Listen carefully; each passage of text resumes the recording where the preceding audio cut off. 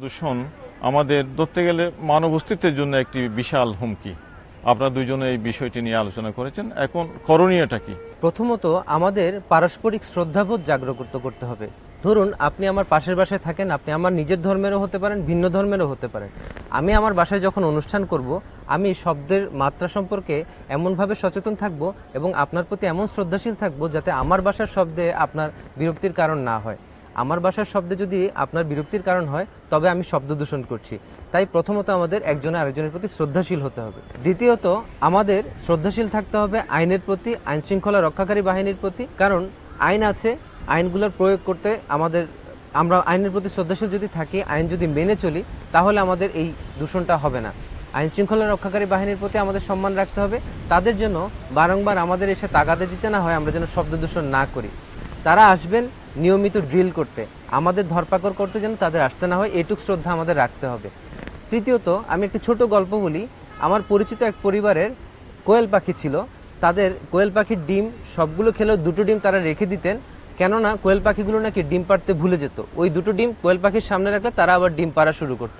আমাদের গাড়ি যারা চালান তাদের মনে হয় এই ধরনের একটি ব্যবহার আছে। তারা মনে করেন যে তিনি হর্ন না দিলে সামনের গাড়ি সরবে না। তিনি সবসময় হর্ন বাজাতে থাকেন, হয়তো একবার অ্যাক্সেলারেশনে চাপ দেন, 3বার হর্ন দেন। তার সামনের গাড়ির সামনে যদি জায়গা থাকতো সেই গাড়ি তো এমনিই সরে যেত। অযথা হর্ন বাজাতে তো কিছু নেই। যেখানে পুরো রাস্তা জ্যাম হয়ে আছে সেখানে একাধিক গাড়ি কিছুক্ষণ পরপর হর্ন বাজানো শব্দ দূষণ। হাসপাতালের সামনে সাইনবোর্ড আছে, এখানে হর্ন বাজানো নিষেধ, সেখানে হর্ন বাজছে, মিউজিক হচ্ছে, গান বাজনা হচ্ছে, প্রচণ্ড শব্দে মাইকিং হচ্ছে। এসব ঠিক নয়। আবাসিক এলাকায় শব্দের মাত্রা নিয়ে আমাদের অবশ্যই সচেতন থাকতে হবে। আবাসিক এলাকায় কোনোভাবেই কোনো ইন্ডাস্ট্রিয়াল বা কমার্শিয়াল স্থাপনা যাতে না হয় সেদিকে আমাদের সচেতন হতে হবে। শব্দ দূষণ আমাদের শরীরের সাথে মানসিক অবসাদের যে ব্যাপারটি, সেটিকেও কিন্তু আমাদের মাথায় রাখতে হবে।